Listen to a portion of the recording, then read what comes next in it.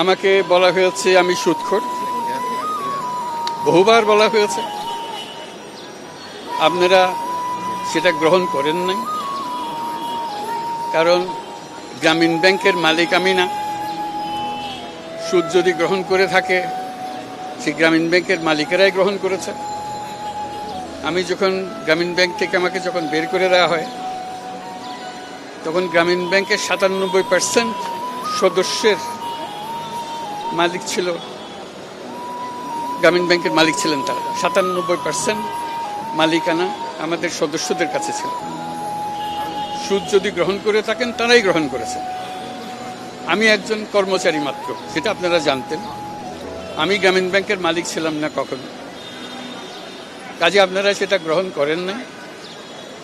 আমাকে বলা হয়েছে আমি গরিবের রক্তচোষা, সেটাও আপনারা গ্রহণ করেন নাই।